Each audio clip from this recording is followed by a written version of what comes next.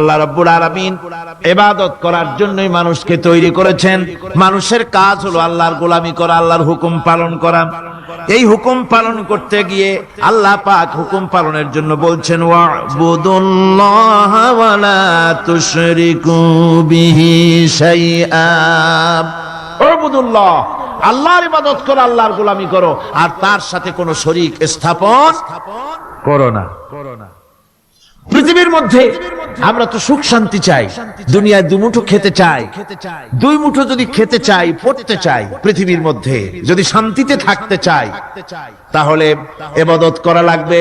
ইবাদত করলেই খাবার পাওয়া যাবে। ইবাদত করলে কি পাওয়া যাবে? খাবার পাওয়া যাবে। আল্লাহ রাব্বুল আলামিন কোরআনে কারীমের মধ্যে বলেছেন ফালইয়াবুদু রাব্ব হাযাল বাইত আল্লাযী আত'আমাহুম মিন জু'ইন ওয়া আমানাহুম মিন খাউফ। কুরাইশদেরকে বলছেন, ও কুরাইশরা, এই ঘরের মালিকের ইবাদত করো। কোন ঘর? কাবা ঘর। এই কাবা ঘরের মালিক কে? আল্লাহ। এই ঘরের মালিকের ইবাদত করো। কি হবে তাহলে? এই ঘরের মালিকের ইবাদত যদি করো, দাসত্ব যদি করো, আনুগত্য যদি করো, তার গোলামি যদি করো, তাহলে কি হবে? আল্লাযী আত'আমাহুম মিন জু', তিনি তোমাদের ক্ষুধার সময় খেতে দিবেন। সুবহানাল্লাহ। ক্ষুধার সময় খাবার পাবে। ওয়া আমানাহুম মিন খাউফ, আর যখন বিপদ আসবে, মুসিবত আসবে, সন্ত্রাস সৃষ্টি হবে, বিপদ মুসিবত আসবে, ভীতি আসবে, ভীতির সময় আমন আমান, নিরাপত্তা পয়দা করে দিবেন আল্লাহ সুবহানাহু ওয়া তাআলা এই ইবাদতের মাধ্যমে। সুতরাং আমার ইবাদত করো। আর যদি জান্নাতে যেতে চাও, কি বলেন, আমরা কি বেহেশতে যেতে চাই? আর যারা কথা কইলেন না, আমরা কি জান্নাতে যেতে চাই? অবশ্যই আল্লাহর জান্নাতে যেতে চাই। আল্লাহ পাক বলেন, আমার জান্নাতে যদি যেতে চাও, তাহলে ইবাদত করা ছাড়া পথ নাই। ফাদখুলি ফি ইবাদি ওয়াদখুলি জান্নাতি। আমার বান্দার মধ্যে শামিল হও, আমার গোলামির মধ্যে শামিল হও, আমার ইবাদত করো জীবনের সকল ক্ষেত্রে, আমার গোলামির মধ্যে শামিল হও, আমার জান্নাতে চলে যাও। সুবহানাল্লাহি ওয়া বিহামদিহি। আমার গোলাম হওয়া ছাড়া, আমার গোলামি করা ছাড়া জান্নাত পাওয়া যাবে না। আমার বন্ধুগণ, এবার আল্লাহ রাব্বুল আলামিন বলছেন, যদি আমার সঙ্গে দেখা করতে চাও, আল্লাহর সঙ্গে যদি কোনো বান্দা দেখা করতে চায়, আমরা আল্লাহরে দেখতে চাই কিনা? চাই কিনা আল্লাহকে দেখতে? আল্লাহ পাক বলছেন, আমারে যদি দেখতে চাও, ফামান কানা ইয়ারজু লিকা রাব্বিহি ফালইআমাল আমালান সালিহান ওয়ালা ইউশরিক বিইবাদাতি রাব্বিহি আহাদা। আমার সঙ্গে যদি দেখা করতে চাও, তোমাদের মধ্য থেকে কেউ যদি আমার সাথে দেখা করতে চায়, সে যেন ভালো কাজ করে, ভালো আমল করে, আর আমার ইবাদতের সঙ্গে কাউকে যেন শরীক না বানায়, তাহলেই আমার সঙ্গে কিয়ামতে দেখা হয়ে যাবে। জোরে বলেন সুবহানাল্লাহ। আল্লাহর সঙ্গে দেখা করতে হলে তার ইবাদত করতে হবে, গোলামি করতে হবে, এবং কাউকে শরীক স্থাপন করা যাবে না। এই গোলামি করতে হবে, ইবাদত করতে হবে কতদিন? আল্লাহ রাব্বুল আলামিন বলছেন, ওয়া'বুদ রাব্বাকা হাত্তা ইয়াতিয়াকাল ইয়াকিন। ইবাদত করো, গোলামি করো, যতক্ষণ পর্যন্ত নিশ্চিত সেই সময়টি এসে না যায়, তার মানে মৃত্যু পর্যন্ত আমার গোলামি করতে থাকো। মৃত্যু পর্যন্ত গোলামি হবে কার? আল্লাহ সুবহানাহু ওয়া তাআলা। সেই আল্লাহ পাকের গোলামি জীবনের সকল ক্ষেত্রে করতে হবে, মৃত্যু পর্যন্ত সব ক্ষেত্রে গোলামি হবে আল্লাহ। আল্লাহর গোলামি হচ্ছে আল্লাহ যা নিষেধ করেছেন তার থেকে ফিরতে হবে, আর যা আদেশ করেছেন সেগুলি মানতে হবে। যারা নিজেদের সৃষ্টির উদ্দেশ্য বোঝে না, আল্লাহর সামনে মাথা নত করার পরিবর্তে অহমিকতা করে, অহংকার করে, আল্লাহর সামনে মাথা নত করে না, ইবাদত করে না আল্লাহ, তাদের সম্পর্কে আল্লাহ রাব্বুল আলামিন বলছেন, ইন্নাল্লাযীনা ইস্তাকবিরুনা আন ইবাদাতি সায়াদখুলুনা জাহান্নামা দাখিরিন। যারা আমি আল্লাহর সঙ্গে অহংকার করে, আমার ইবাদত করে না, আমার গোলামি করে না, আমার সামনে মাথা নত করে না, অহংকার অহমিকতা করে যারা জীবন চালায়, আমি কিয়ামতের দিন তাদেরকে লাঞ্ছিত করব আর জাহান্নামে পাঠাবো। যারা আল্লাহর গোলামি করবে না, আল্লাহর ইবাদত করবে না, অস্বীকার করবে আল্লাহর গোলামিকে, অহমিকতা করে চলবে, তাদের জায়গা হবে কোথায়? জাহান্নামের মধ্যে। সুতরাং মানুষের মর্যাদা বাড়ে আল্লাহর গোলামিতে। মর্যাদা বাড়ে কিসে? আল্লাহর গোলামিতে। গোলামি করলেই মর্যাদা বাড়বে। এই জন্য আল্লাহ পাক কোরআনের মধ্যে, কোরআনে কারীমের মধ্যে সবচেয়ে মাহবুব, আল্লাহ পাকের মাহবুব বান্দাদের কথা যখন বলেছেন তখন নাম নেন নাই, আব্দুন শব্দ ব্যবহার করেছেন, গোলাম বলেছেন, বান্দা বলেছেন। আমার বান্দা। বান্দা হচ্ছে মানুষের জন্য সবচেয়ে বড় ডিগ্রি আল্লাহর পক্ষ থেকে। আলিম, ওলামা, পীর, বুজুর্গ, সাহাবী, পেগম্বর, নবী, রাসূল, সবচেয়ে বড় খিতাব হচ্ছে আব্দ। আল্লাহর গোলাম হওয়া, আল্লাহর প্রিয় ডাক হচ্ছে আব্দ। মানুষকে আল্লাহ যাকে সবচেয়ে বেশি ভালোবাসেন, যাদেরকে বেশি ভালোবাসেন, তাদেরকে আব্দ বলে। কি বলেছেন বলুন? আব্দ, বান্দা। আল্লাহ পাক এই পৃথিবীতে সবচেয়ে বেশি ভালোবেসেছেন কাকে? মুহাম্মদুর রাসূলুল্লাহ সাল্লাল্লাহু আলাইহি ওয়াসাল্লাম। তাকে আল্লাহ পাক সবচেয়ে বেশি ভালোবাসেন। এবার দেখুন আল্লাহ রাব্বুল আলামিন তার হাবিবকে কি নাম দিয়ে ডাকতেছেন? নাম নেন নাই, নবী এবং রাসূলও বলেন নাই।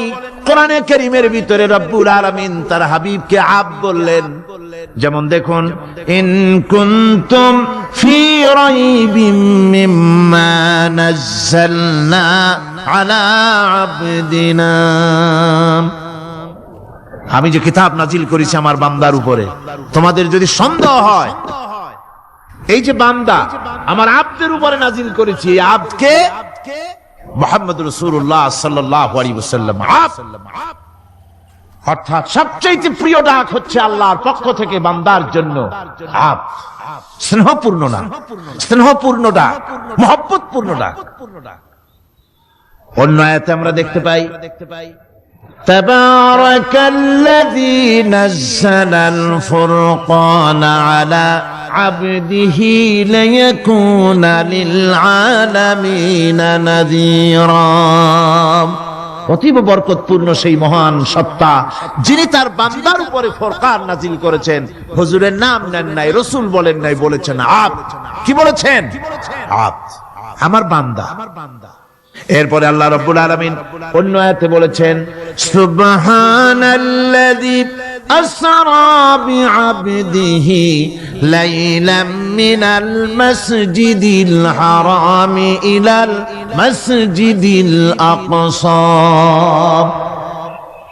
সমস্ত দুর্বলতা, অক্ষমতা থেকে মুক্ত সেই মহান সত্তা যিনি তার বান্দাকে রাতের একটি অংশে ইসরা করিয়েছিলেন। এখানে আব বলে আল্লাহ পাক বুঝিয়েছেন কার কথা? কার কথা বুঝালেন?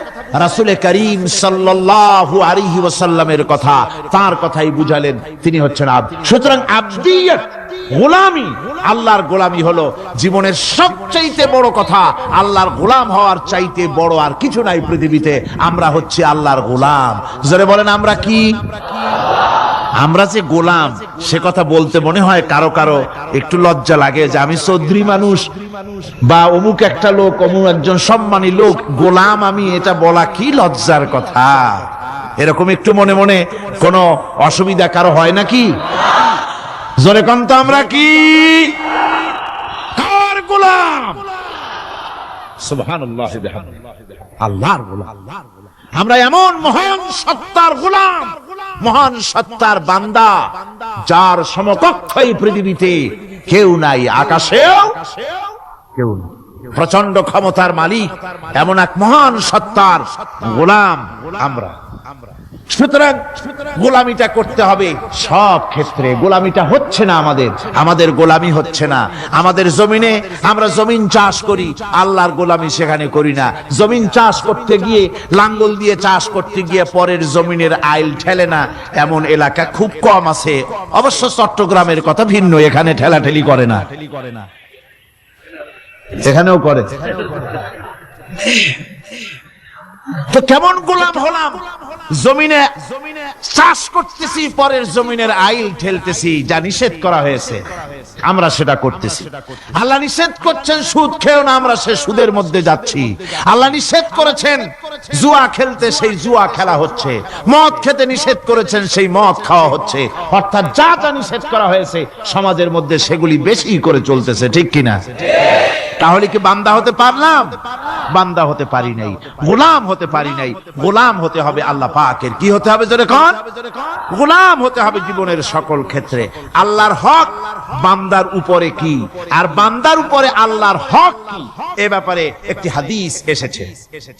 ওয়ান মুআজ বিন জাবাল রাদিয়াল্লাহু তাআলা আনহু قال كنت رديف النبي صلى الله عليه وسلم على حمار فقال لي يا معاذ أتدري ما حق الله على العباد وما حق العباد على الله।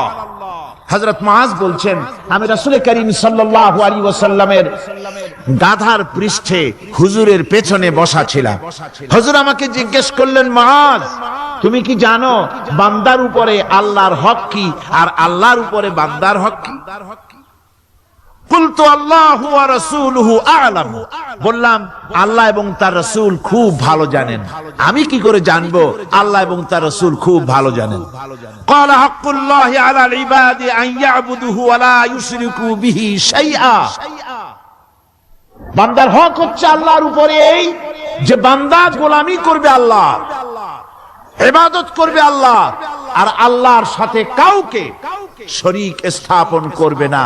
এটা হচ্ছে আল্লাহর উপরে কার হক? বান্দার হক। আর আল্লাহর হক হচ্ছে বান্দার উপর কি? ওয়া হাক্কুল ইবাদি আলাল্লাহ আল্লা ইউআযযিবা মান লা ইউশরিকু বিহি শাইআ।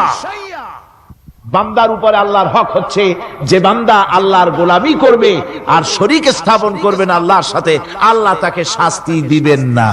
সুবহানাল্লাহি ওয়া বিহামদিহি। আল্লাহ তাকে আযাব দিবেন না, আল্লাহ তাকে শাস্তি দিবেন না। সুতরাং তাওহীদের আকীদা মজবুত হতে হবে।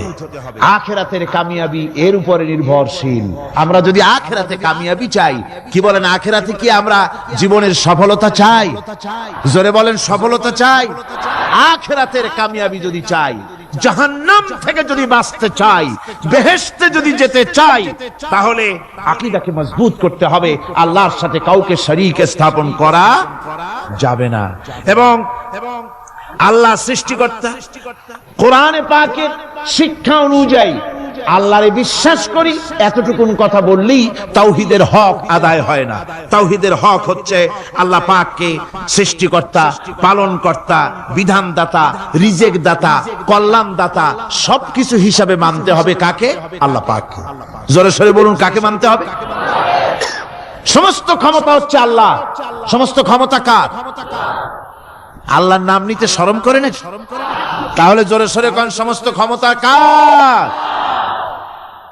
আল্লাহ রাব্বুল আলামিনের এত বড় ক্ষমতা, সাগরকে নগর বানাতে পারেন, নগরকে সাগর বানিয়ে দিতে পারেন, এতিমকে রাষ্ট্রের মালিক বানায় দিতে পারেন, ধনীকে গরিব বানায় দিতে পারেন, গরিবকে ধনী বানায় দিতে পারেন, মৃত্যুকে জিন্দা করতে পারেন, জিন্দাকে মৃত্যু করে দিতে পারেন, পথের লোককে ধরে প্রেসিডেন্ট বানায় দিয়া ফুলের মালা দিয়া গলা থেকে পা পর্যন্ত ভরে দিতে পারেন।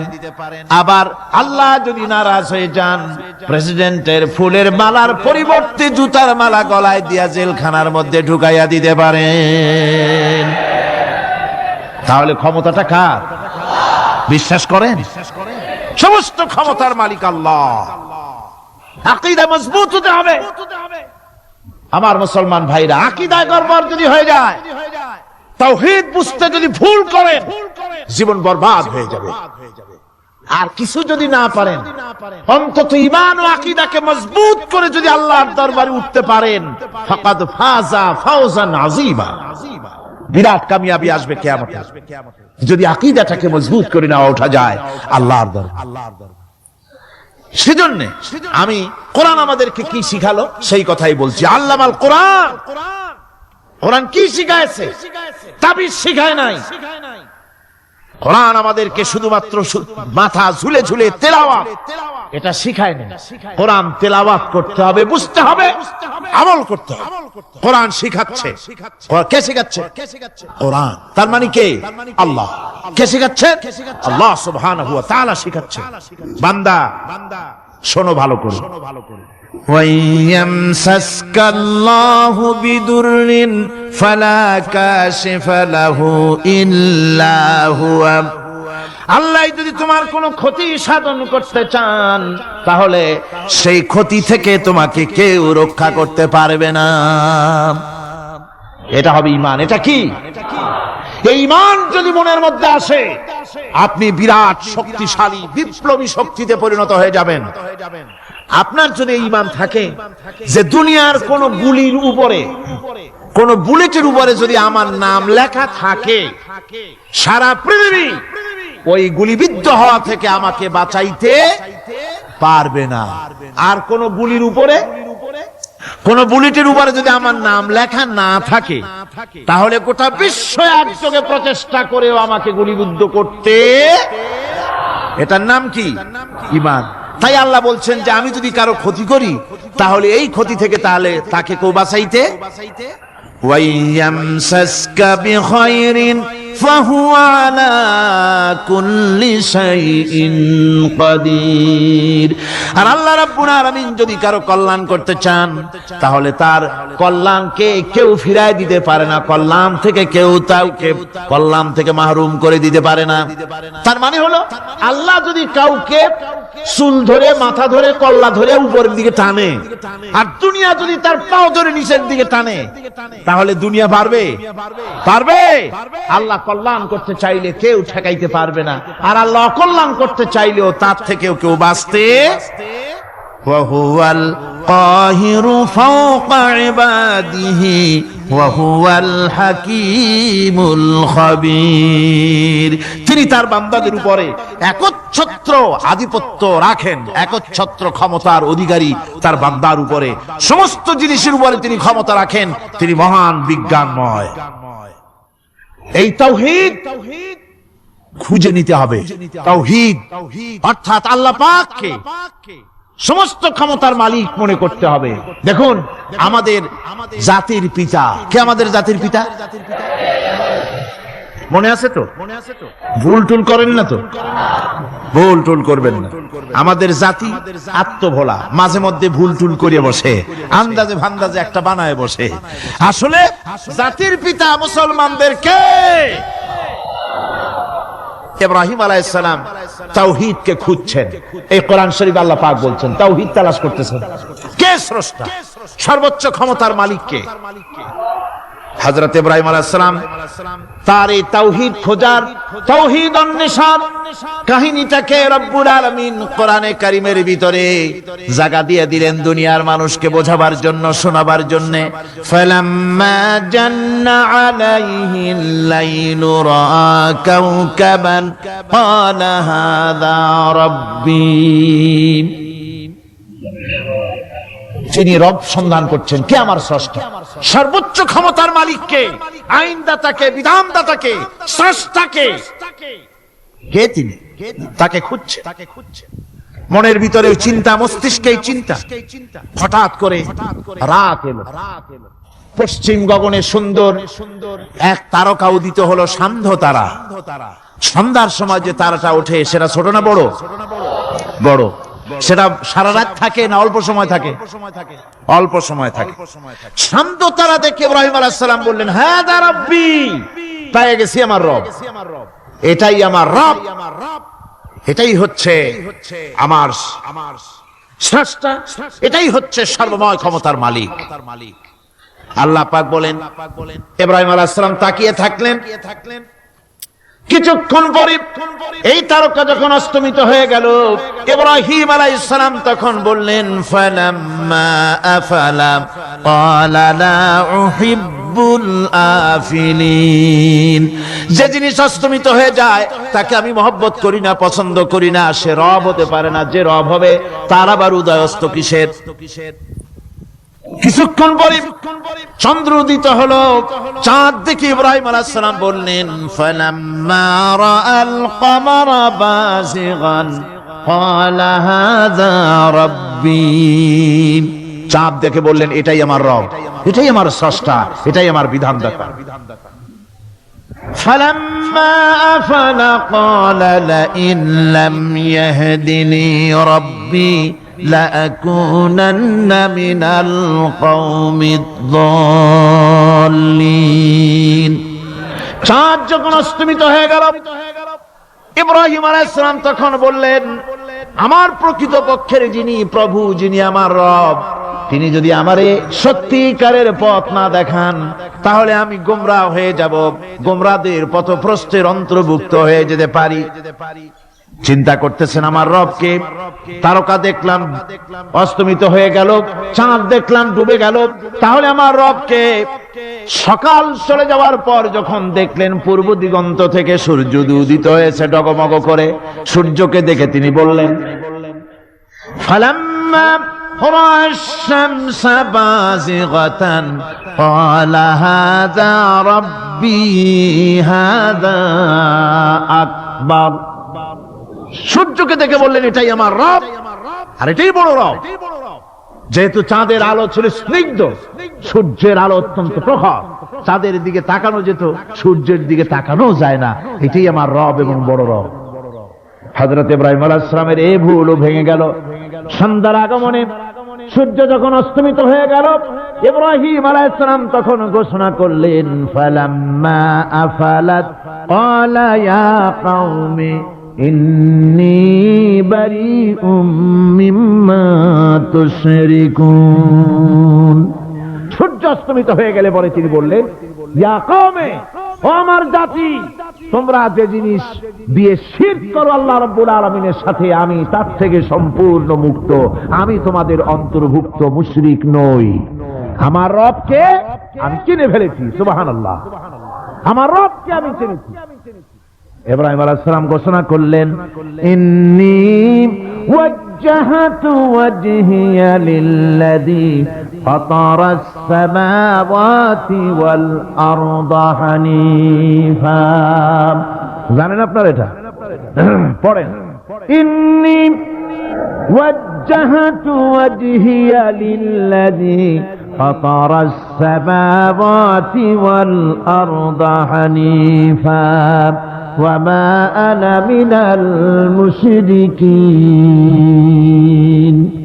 নিশ্চয়ই আমার এই মুখমণ্ডলকে ফিরাই দিলাম, দুনিয়ার সব দিক থেকে মুখ ফিরাইয়া আমার এই মুখ ফিরালাম সেদিকে, সেই স্রষ্টার দিকে, যিনি আকাশ, জমিন, চন্দ্র, সূর্য, গ্রহ, নক্ষত্র, সৌররাজি, মানব মণ্ডলী সবকিছুকে যিনি সৃষ্টি করেছেন, আমি তার দিকে আমার মুখকে ফিরিয়ে দিলাম।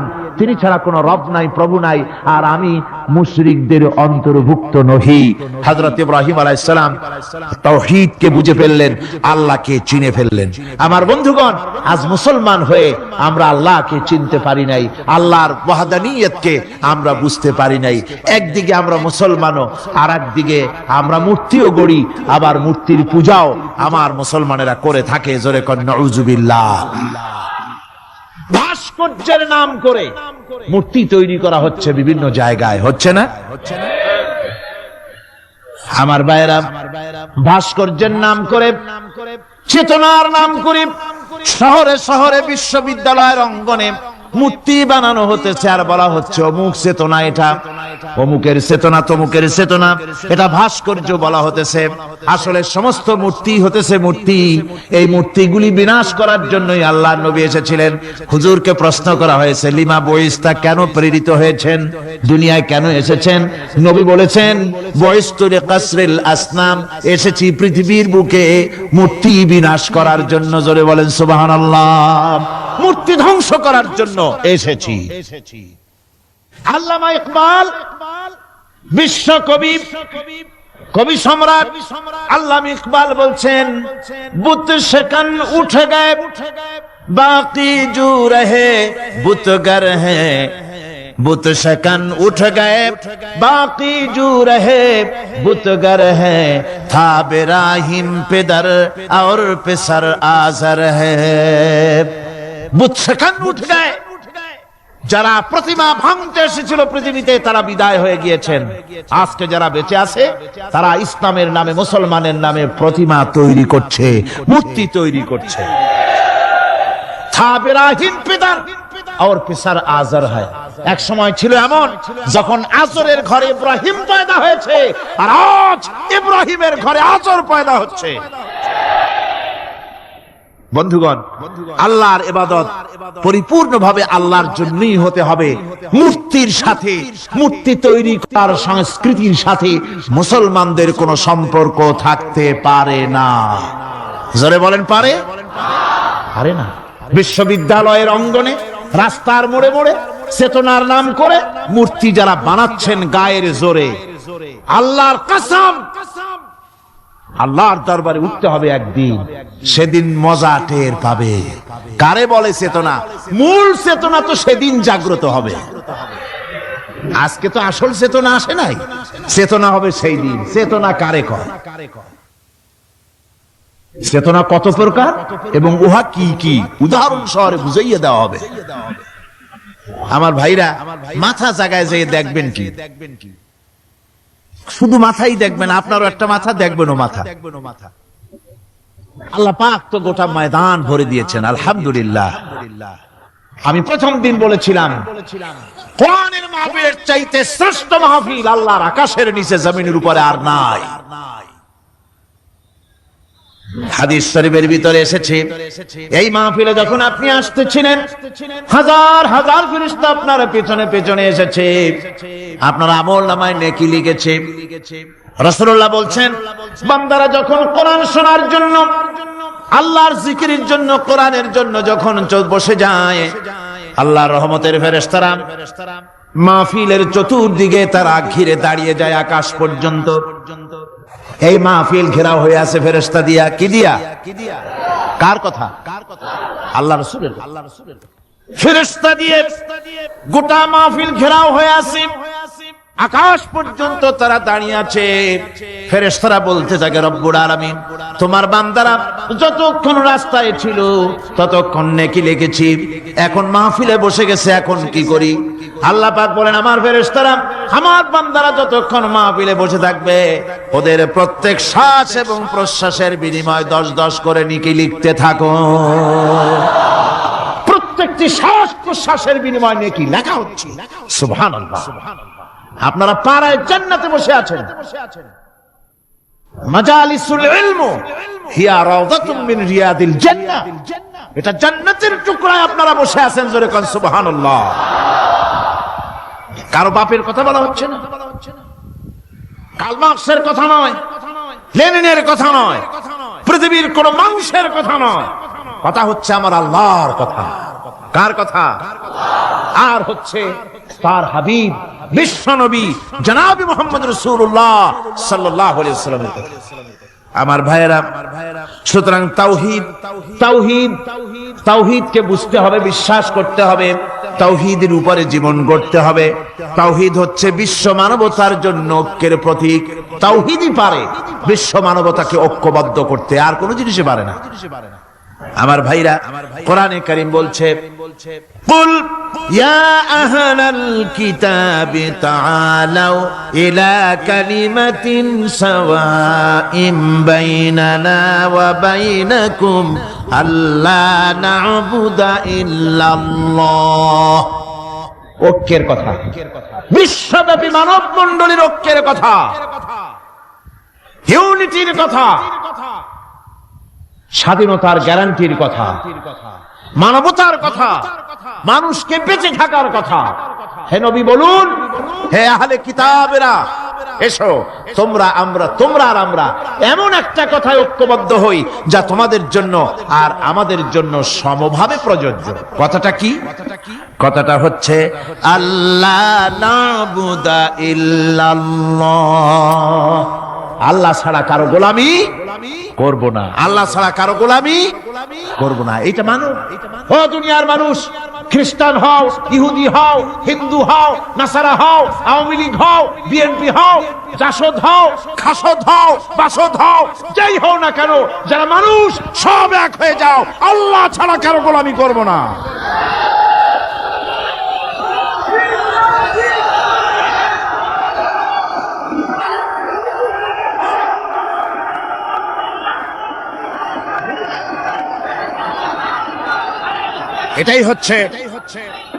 এটাই হচ্ছে আল্লাহ পাকের পক্ষ থেকে গোটা বিশ্ব মানবতার ঐক্যের বাণী, বিশ্ব মানবতার ঐক্যের কথা। আল্লাহ না'বুদু ইল্লাল্লাহ, আল্লাহ ছাড়া কারো গোলামি করব না। এ কথা মানতে কারো অসুবিধা আছে? তিনি স্রষ্টা সুবহানাহু ওয়া তাআলা।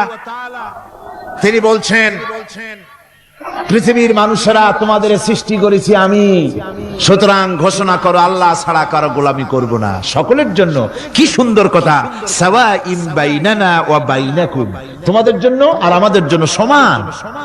তোমরাও আল্লাহরে মানো, আমরাও আল্লাহরে মানি, সুতরাং আল্লাহর গোলামি করতে অসুবিধা কোথায়? ওয়ালা নুশরিকা বিহি শাইআ, আর আল্লাহর সাথে কারো শরীক স্থাপন করো না। ওয়ালা ইয়াত্তাখিযা বা'দুনা বা'দান আরবাবাম মিন দুনিল্লাহ, আর আল্লাহ ছাড়া কাউকে রব বলে মেনে নেব না, সুপার পাওয়ার বলে মেনে নেব না, আইনদাতা বিধানদাতা হিসাবে মেনে নেব না। এই কথা যদি জগৎবাসী স্বীকার করত, আপনার স্বীকার করলে পরে ইউএনও লাগবে না, ইউনাইটেড নেশনস অর্গানাইজেশন লাগবে না, সেন্টো লাগবে না, সিয়াটো লাগবে না, আসিয়ান লাগবে না, সার্ক লাগবে না, কিচ্ছু লাগবে না। এই তিনটা কথা মানলেই সারে দুনিয়াবাসী। কয়টা কথা? আজকে শান্তি হয়ে গেছে পৃথিবীর মানুষের কাছে। সোনার হরিণ, সোনার হরিণ আছে নাকি? নাই। সোনার হরিণ যেমন ঘোড়ার ডিম, ঘোড়ার ডিম বোঝেন তো, নামে আছে কাজে নাই। সোনার হরিণ ওই রকম শান্তি আজকে পৃথিবীর মানুষের কাছে সোনার হরিণ। শান্তির জন্য কত চেষ্টা করলো পৃথিবীর মানুষ, লিগ অব নেশনস তৈরি হলো, ইউনাইটেড নেশনস অর্গানাইজেশন তৈরি হলো, সেন্টো সিয়াটো আসিয়ান সার্ক, কত কিছু হলো। 7টা দেশ মিলে সার্ক তৈরি করলো। শান্তির জ্বালায় আমরা অস্থির নাকি আমার বন্ধুগণ? সুতরাং আজকে 3টে কথায় পৃথিবীর শান্তি ফিরে আসতে পারে। কয়টা কথা? মাত্র 3টি কথায় এই উত্তপ্ত পৃথিবী, অশান্ত পৃথিবী, পৃথিবীর এই অশান্তিময় প্রজ্বলিত পৃথিবী, মানুষেরা যেখানে জ্বলছে আর জ্বলছে, সেই পৃথিবীতে শান্তি আসতে পারে মাত্র 3টি কথায়। আল্লাহ না'বুদু ইল্লাল্লাহ, আল্লাহ ছাড়া কারো গোলামি করব না, আর আল্লাহর সাথে কাউকে শরীক স্থাপন করব না, আল্লাহ ছাড়া কারো প্রভুত্ব মানব না। 3টা কথায় পৃথিবীতে আবার শান্তি ফিরে আসতে পারে। সুতরাং আমি তাওহীদের কথা আপনাদের বলতেছিলাম। কিসের কথা বলতেছি? তাওহীদ। তাওহীদ প্রতিষ্ঠিত হলে কেউ কারো উপরে প্রভুত্ব করতে পারবে না। এখন আল্লাহর তাওহীদের স্বরূপ ছোট্ট একটি সূরার মধ্যে ফুটে উঠেছে। আল্লাহর প্রভুত্ব কায়েম হলে অসুবিধা হয় না কেন? কারণ হলো দুনিয়ায় মানুষ যত আছে, সমস্ত মানুষের দুর্বলতা আছে। আছে যার দুর্বলতা। আমি এই দৃষ্টান্তটা আরো 1 বছর মনে হয় এখানে দিছিলাম, আবারও বলি। সেটা হলো এই যে এই চট্টগ্রামে মেয়র পদে নির্বাচনের কি কয়, সিটি কর্পোরেশনের নির্বাচন আসছে না, মেয়র পদে অনেকে দাঁড়াইছে। দাঁড়ায়া সব নির্বাচনী ওয়াদা করছেন। কেউ বলছে চট্টগ্রামকে সোনা দিয়ে মুড়িয়ে দেব, কেউ বলছে চিটাগং শহরকে আপনাদের লোট্টে ফিশার কেনা লাগবে না, বাড়ি বাড়ি পৌঁছায় দেবো, শুটকি মাছ খাওয়াই দেবো খুব ভালো করে, রাস্তাঘাটের অভাব হবে না, আনন্দের চোটে, ফুর্তির চোটে, আরামের চোটে শুধু শীত হয়ে মরবেন। বুঝলেন? নানান রকমের ওয়াদা করছেন তারা। এই নির্বাচনী ওয়াদা করা হচ্ছে। আজ একজন মেয়রকে যদি দায়িত্ব দেওয়া হয় যে চট্টগ্রামে 6 বছরের যত বাচ্চা আছে, এই বাচ্চাদের মধ্যে কমলা লেবু বিতরণ করতে দায়িত্ব দিলাম আপনাকে, আপনি একজন মেয়র পদ প্রার্থী। 40 ট্রাক কমলা সিলেট থেকে আনা হয়েছে, সব বাচ্চাদেরকে 6 বছরের বাচ্চাদেরকে একটা একটা করে দিবেন। এই কমলা বিতরণ করতে গিয়ে যদি দিতে দিতে যখন তিনি দেখবেন যে ওনার নিজের ছেলে সামনে এসেছে, বোনের ছেলে সামনে এসেছে, ভাইয়ের ছেলে সামনে এসেছে, তখন অন্যের চাইতে নিজের ছেলেকে, বোনের ছেলেকে 2টা কমলা বেশি দিতে ইচ্ছে করবে না? করবে কিনা? সামান্য কমলা বিতরণ করতে গিয়ে যদি বোনের ছেলেকে নিজের ছেলেকে বেশি দিতে ইচ্ছে করে, সেই মানুষের হাতে দেশের আইন তৈরি করার, সংবিধান তৈরি করার দায়িত্ব পৃথিবীতে কোথাও দেওয়া যেতে পারে না। এই জন্যই আইন তৈরি করেছেন এমন তার কোন সন্তানই কাউকে জন্ম দেন নাই, তাকেও কেউ জন্ম দেয়নি। আকাশ এবং জমিনে তার সমকক্ষ কেউ নাই। তিনি কারো মুখাপেক্ষী নন, তিনি কাউকে জন্ম দেন নাই, তাকেও কেউ জন্ম দেয়নি। আকাশ আর জমিনে তার সমকক্ষ কেউ নাই। সুতরাং ওই আল্লাহ সুবহানাহু ওয়া তাআলা তাকে মানতে হবে, তার কথাই শুনতে হবে, তার গোলামি করতে হবে। তাহলেই শান্তি আসবে, আল্লাহর মেহেরবানি আসবে জীবনের সকল ক্ষেত্রে।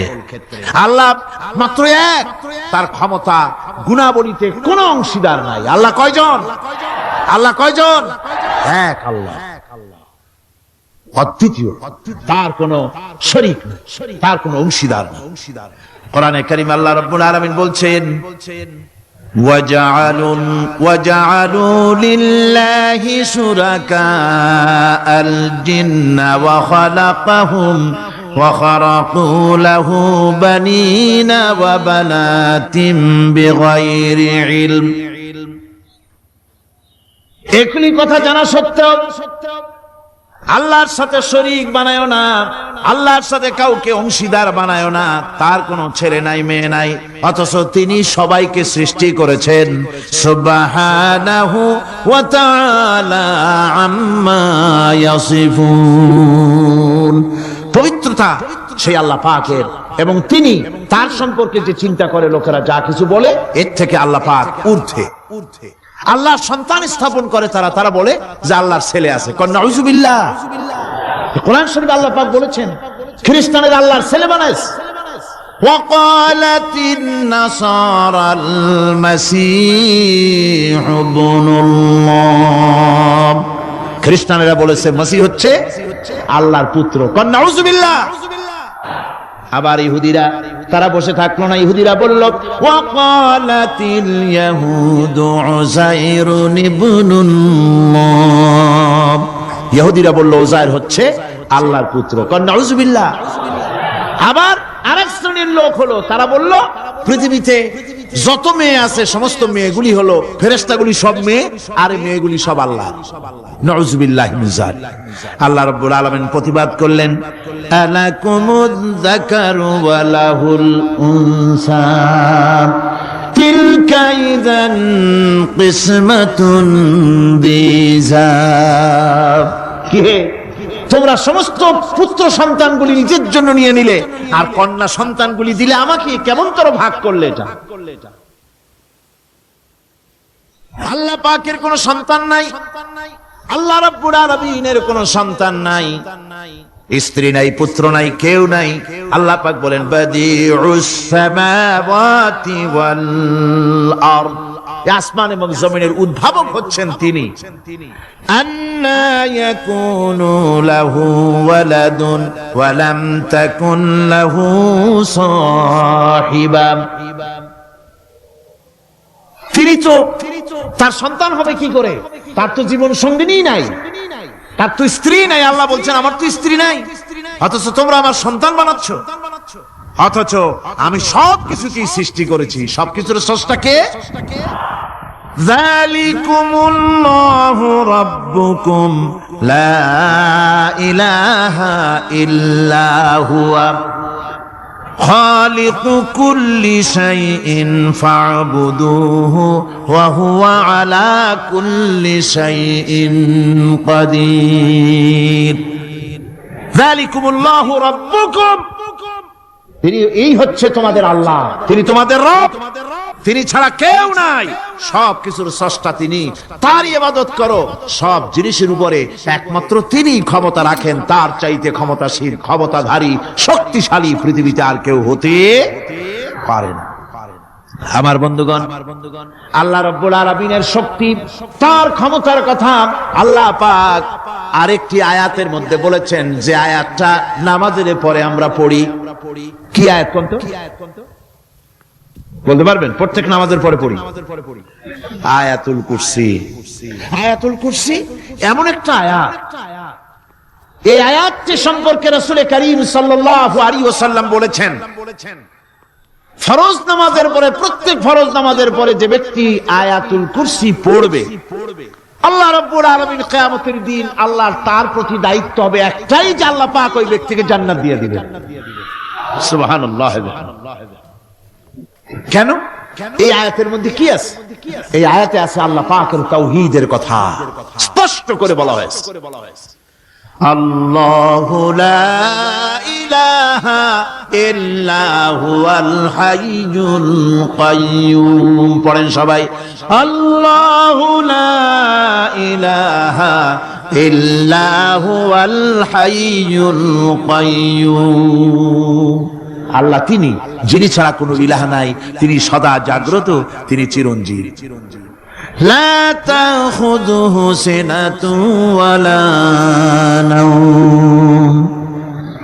আল্লাহ ঘুমায়, আল্লাহ তন্দ্রা যান, আল্লাহ জিমায়, আল্লাহর জিমানি নাই, আল্লাহর তন্দ্রা নাই, আল্লাহ ঘুমান না। সুবহানাল্লাহি ওয়া বিহামদিহি। অহরহ তার সামনে রয়েছে গোটা পৃথিবী, গোটা আকাশ ও জমিন, সমস্ত সৃষ্টি জগৎ তার সামনে। তিনি ঘুমান না, তার কোনো তন্দ্রা নাই, তার কোনো নিদ্রা নাই। আল্লাহ কোথায় আছে? আল্লাহ কোথায়? এটি আকীদার প্রশ্ন, এটি আকীদার প্রশ্ন। আপনাকে বুঝতে হবে, জানতে হবে আল্লাহ কোথায়। আল্লাহ পাক হচ্ছেন আলাল আরশি ইস্তাওয়া। আল্লাহ পাক আরশে আজিমে সদা সর্বত্র বিরাজিত। এ কথার অর্থ কি? এটার অর্থ হলো আল্লাহ পাকের ইলম মুহাইয়া করে রেখেছে গোটা সৃষ্টি জগৎকে, তার ইলমের ভিতরে রয়েছে সব। কথা বুঝতে পেরেছেন? যদি বলেন আল্লাহ সব জায়গায় আছে, তাহলে তো পানির মধ্যে, বাথরুমের মধ্যে, ঘরের মধ্যে, সব জায়গায় আল্লাহ পাককে থাকতে হয়। যে সব জায়গা অবাঞ্ছনীয়, অবান্তর জায়গা, সে সব জায়গায় আল্লাহকে থাকতে হয়।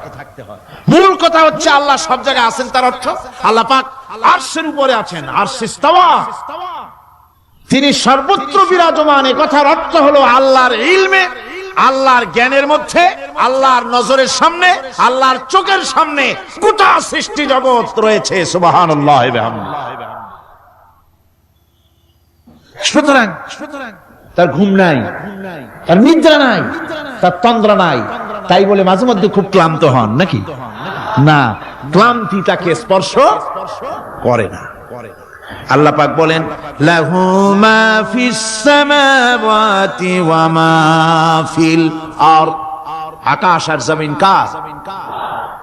মান যাল্লাযী ইয়াশফাউ ইনদাহু ইল্লা বিইযনিহি। আল্লাহ পাক বলছেন, কে আছে এমন তার দরবারে তার অনুমতি ব্যতীত সুপারিশ করতে পারে এমন অধিকারও কারো নাই। কিয়ামতের দিন অনেকে মনে করে তো যে অনেক হুজুরদের কাছে মুরিদ হয়ে গেছি, আমারে আর পায় কেডা। কিয়ামতের দিন হুজুররা একজনে ধরবে এক হাত, আর এক হুজুরে ধরবে আর এক হাত, আর দুই হুজুরে ধরবে দুই ঠ্যাং, এরকম চ্যাংদোলা করে ফিকে মারবে, জান্নাতের বারান্দায় গিয়ে মামু বাড়ির মতো সব রিগো লাগাবো। এত সহজ না, এত সহজ নয়। আল্লাহ পাকের পারমিশন ছাড়া কোন পয়গম্বর আল্লাহর সামনে কথা বলতে সাহস পাবেন না। সুবহানাল্লাহ। আলেম পীর দরবেশ তো দূরের কথা,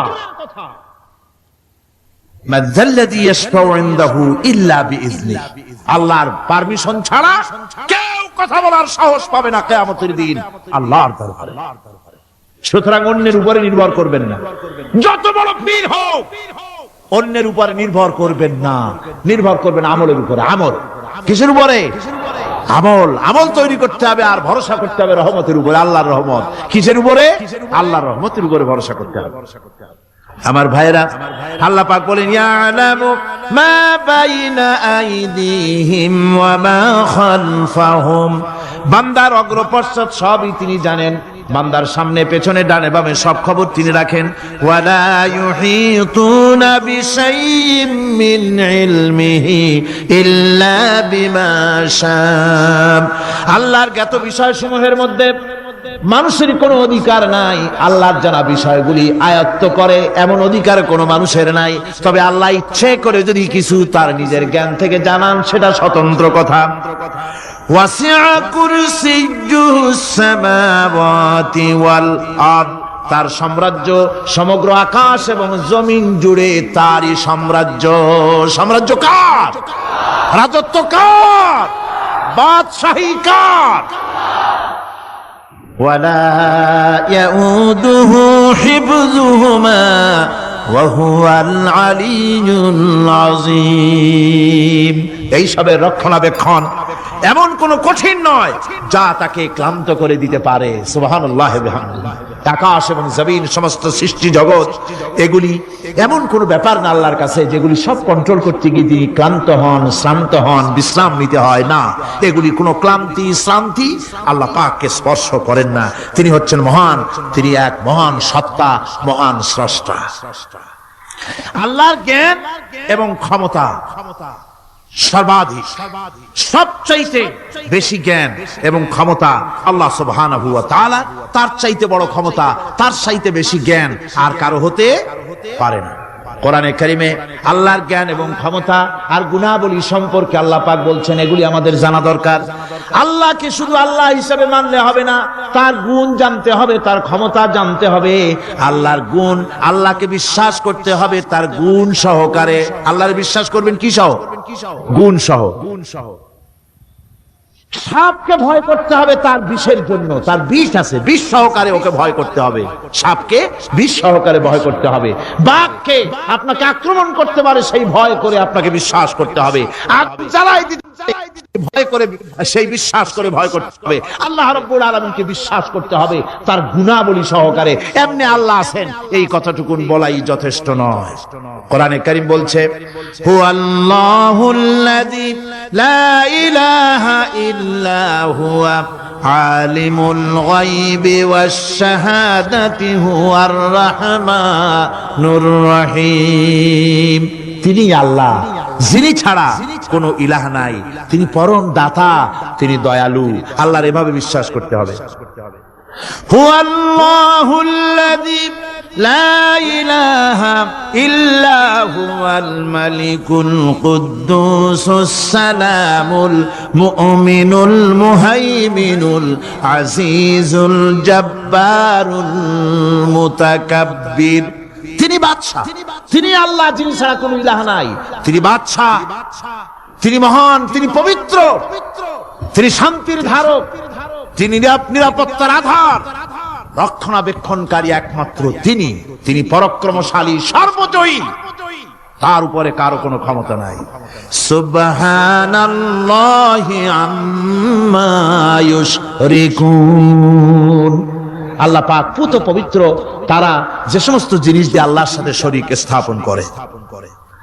হুয়াল্লাহুল খালিকুল বারিউল মুসাউবিরু লাহুল আসমাউল হুসনা।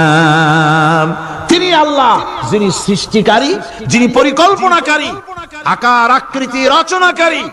তার অনেক সুন্দর সুন্দর নাম রয়েছে আল্লাহ পাকের।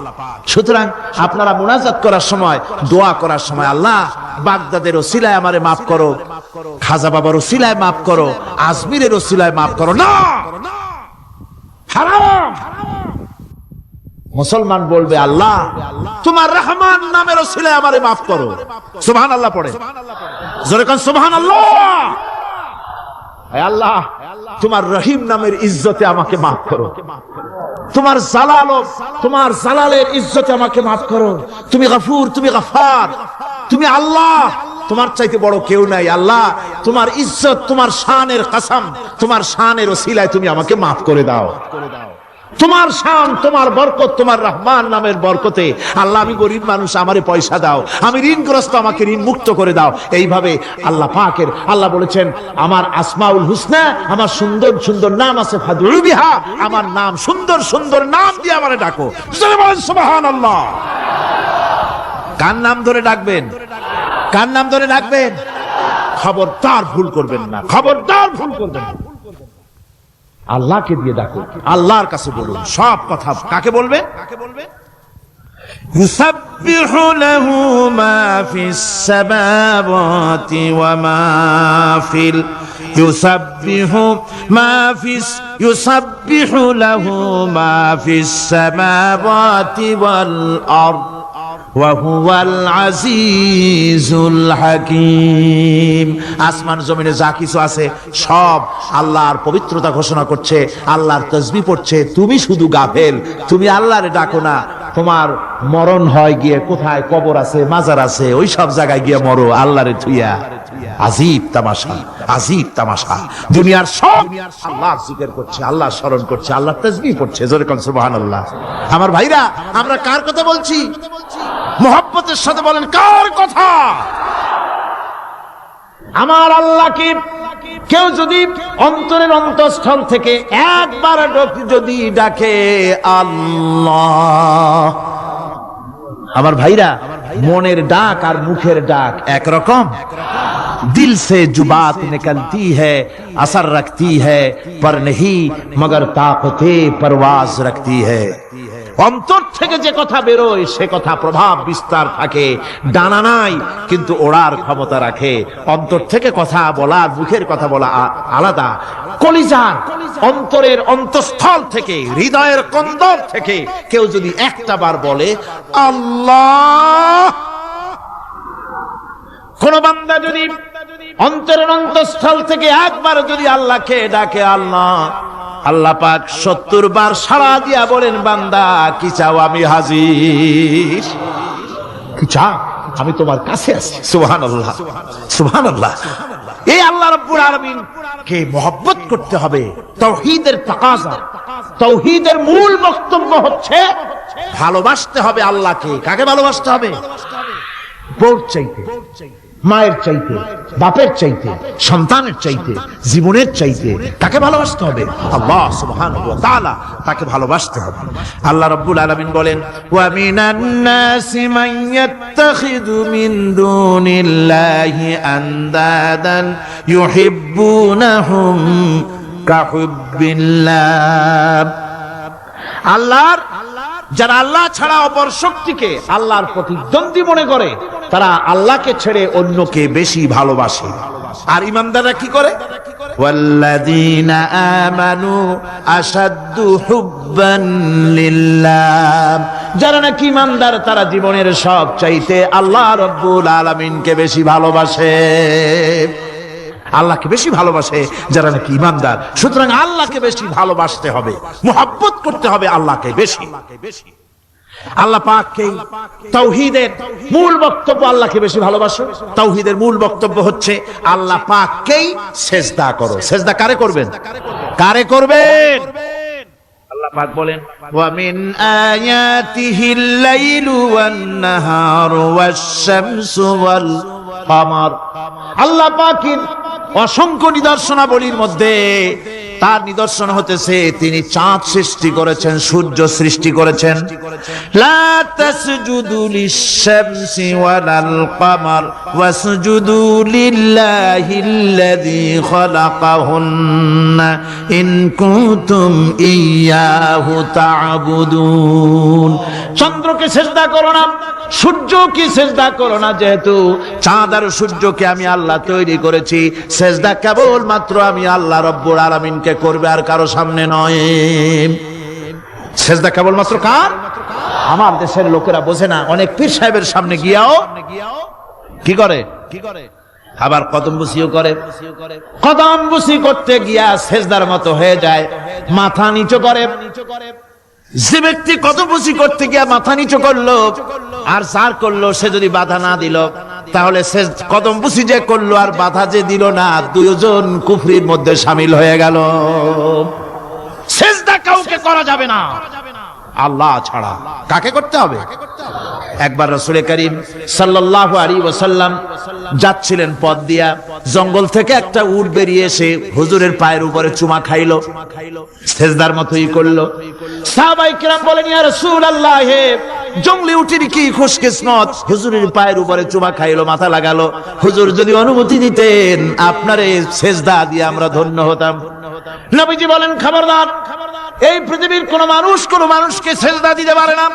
আমি যদি কোন মানুষকে মানুষের জন্য সেজদা করা জায়েজ করতাম, তাহলে দুনিয়ার সমস্ত নারীদের বলতাম স্বামীর সামনে সেজদা দিতে। সেজদা হবে কেবলমাত্র কার? আর কারো হতে পারে না। সুতরাং আল্লাহ কি সেজদা দিতে হবে? তাওহীদের মূল বক্তব্য, আল্লাহকে ভালোবাসো, আল্লাহরে সেজদা দাও, আর নামাজ প্রতিষ্ঠা করো। কি করো? وَأَنَا اخْتَرْتُكَ فَاسْتَمِعْ لِمَا يُوحَى। আমি তোমাকে নবী হিসাবে বেছে নিয়েছি, সুতরাং কান পেতে কান লাগায়া ওহির কথাগুলা শোনো। কি কথা? ইন্নানি আনাল্লাহ লা ইলাহা ইল্লা আনা। ওহির কথাগুলি কান পেতে শোনো, নিশ্চয়ই আমি আল্লাহ, আমি ছাড়া কোনো ইলাহ নাই।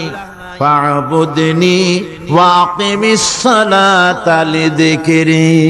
অতএব আমার গোলামি করো, আমার দাসত্ব করো, আমার আনুগত্য করো, আর আমার শরণার্থে নামাজ কায়েম করো, নামাজ প্রতিষ্ঠা করো। মুসলমানদের জীবনে সর্বশ্রেষ্ঠ ইবাদত কোনটি? চিল্লায় কোন কোনটি? এই নামাজ সর্বশ্রেষ্ঠ ইবাদত। যে নামাজ, সেই নামাজ আমার দেশের মুসলমানেরা ট্রেনে দেখবেন, ট্রেনে যখন যান দেখবেন নামাজের রক্ত হলে কয়টা মুসলমানের নামাজ পড়ে। লঞ্চে যান, স্টিমারে যান, দেখবেন কয়জনে নামাজ পড়ে। বাজার ঘাটে যান, দেখবেন কয়জনে নামাজ পড়ে। নামাজ নাই, নামাজ নাই, নামাজ নাই। লা দীনা লিমান লা সালাতা লাহু। যে ব্যক্তি নামাজ পড়ে না, তার কাছে ধর্ম নাই, ঈমান নাই, কিচ্ছু নাই। যে ব্যক্তি ইচ্ছে করে, মান তারাকা সালাতান মুতাআম্মিদান ফাকাদ কাফার, যে ব্যক্তি ইচ্ছে করে নামাজ ছেড়ে দিল, সে কাফের হয়ে গেল। যারা বলেন কি হয়ে গেল? সে কুফরি করল। আল্লাহ নবী বলেছেন, যে ব্যক্তি ইচ্ছে করে নামাজ ছেড়ে দেয়, আল্লাহ রাব্বুল আলামিন আর তার রাসূলের সাথে তার সমস্ত সম্পর্ক ছিন্ন হয়ে যায়, কোন সম্পর্ক আর থাকে না। এই নামাজ, নামাজ রাসূল করিম ইন্তেকালের সময় শেষ কথা বলেছেন, স্ত্রীর কথা না, মেয়ের কথা না, আত্মীয়দের কথা না, জীবনের শেষ কথা, সালাত আসসালাত ওয়া মা মালাকাত আইমানুকুম। নামাজ, নামাজ। আমার বন্ধুগণ, জীবনের শেষ নামাজটি আল্লাহ নবী মসজিদে নববীতে যেতে পারেন নাই, যেতে পারছেন না, হাঁটতে পারেন না। দুইজন সাহাবীর কাঁধের উপরে ভর করে কষ্ট করে তিনি পৌঁছেছেন, বক্তব্য রাখলেন। ও আমার সাহাবীরা, আল্লাহ রাব্বুল আলামিন এই জমিনে তার এক বান্দাকে জাগতিক সব সম্পদ দিয়েছিলেন। সেই বান্দা জাগতিক সমস্ত সম্পদকে উপেক্ষা করে এক আল্লাহর সঙ্গে দেখা করার জন্য প্রস্তুতি নিয়েছেন। কথার অর্থ কেউ কিছু বুঝলো না। হযরত আবু বকর রাদিয়াল্লাহু তাআলা আনহু কাঁদতে কাঁদতে বেখতার হয়ে যাচ্ছেন, কাঁদতে কাঁদতে পাগলের মতো হয়ে যাচ্ছেন। সাহাবীরা মনে চিন্তা করলেন, আবু বকর বুড়ো মানুষ, এত কাঁদে কেন? হুজুর কার না কার কথা বললেন?